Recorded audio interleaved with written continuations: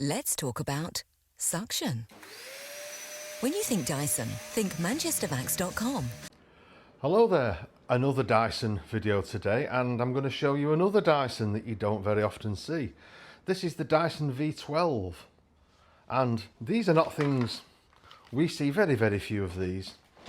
And really, these are one of the machines that you can look at in Dyson's range and you think, well really, why is it there? What problem does it solve that another one doesn't solve? So these are pretty much the same size overall as a Dyson V7 or a Dyson V8. And indeed, I've just put this on the scales with a Dyson V7 and it weighs exactly the same, give or take like 30 grams or something. So it isn't any lighter than a V7 or a V8. It has about the same battery capacity, has the same charger as a V10. So it has the same sort of floor heads with it. Not the same floor heads, they don't actually fit, I'll come to that. So what would be anybody's reason for buying a V12, you've got to ask yourself. And for me, there isn't really a lot of reason, but there are a couple of differences. Some are positive and some are not. The bin is the first thing. It's quite a small bin, and the bin is 35% smaller than a V7 or a V8. So it's like a V7 or a V8, but with a smaller bin that weighs the same. Again, where's the logic to that? This is the first Dyson cordless that didn't have a trigger. So instead of the trigger, it has the big red button on top here to switch it on. And it's also, I believe it's the first one, on the back to have this little screen, which I think you can see there. It has a screen very similar to, say, the V11, and like many other later machines, it gives you the scientific readout of what you're picking up, which I think is a bit of a gimmick, but it is what it is. So they started trialing some of these little bits and bobs with this that then became kind of commonplace on them. But again, you know, it doesn't solve any problem. I can't see, very occasionally, you get older people, maybe they've got arthritis in the fingers, who find holding a trigger continuously, as you would on many Dysons, they find it difficult. And even now, Dyson have actually, on the new Gen 5, which I did a video on a few days ago, which at the end I'll put up on this side. On the new Gen 5, you switch the machine on independently and there is no trigger on it. So, but other than that, really, I don't see any USP for this. I don't see any point to it.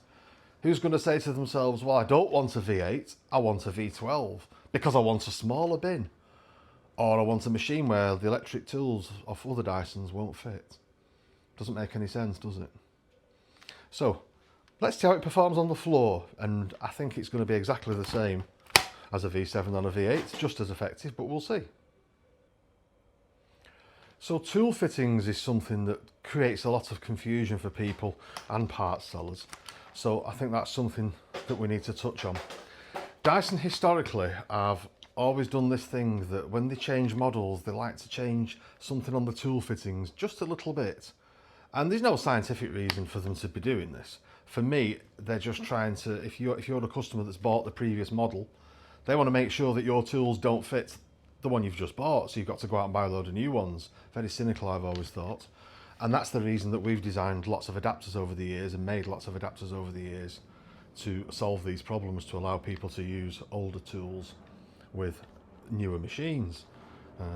In fact, I was the one who designed the adapter that allows you to use the old 32mm tools from, say, Dyson DC01 to DC14 with everything from DC16 up to DC75. It was me who designed that and did it first. But what they do with V12 is even a little more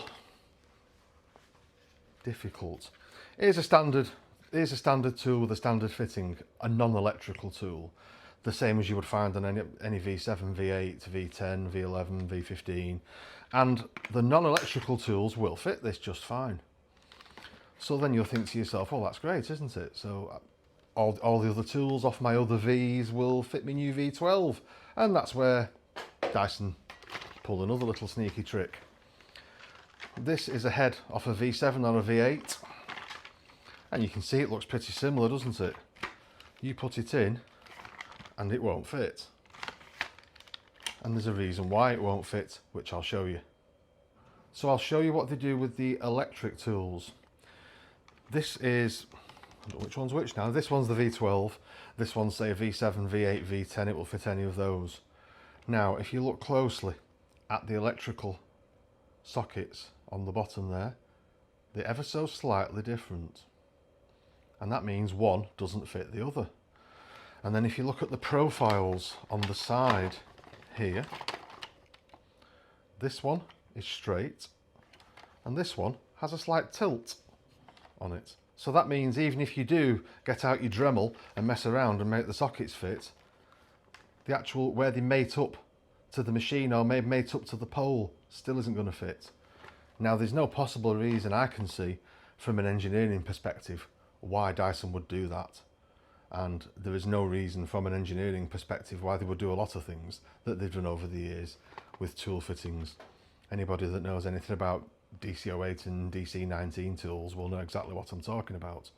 Utterly pointless things they did simply to thwart people who's got more than one Dyson and to thwart the aftermarket and make it difficult for them.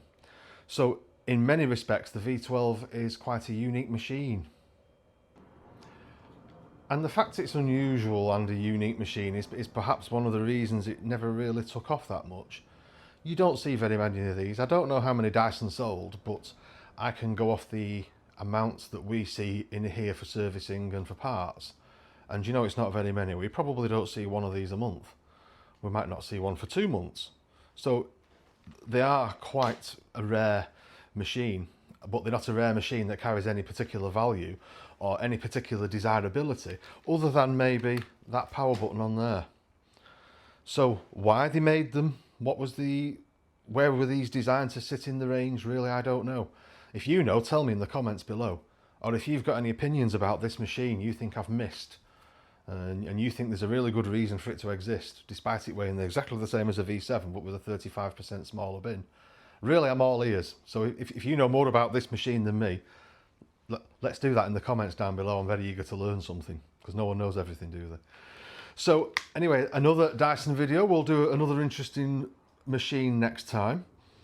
Down here is the, hopefully by now has come up, the Gen 5 video that I did you may be interested in, and the Micro 1.5 that you may never have seen I'm going to put over here.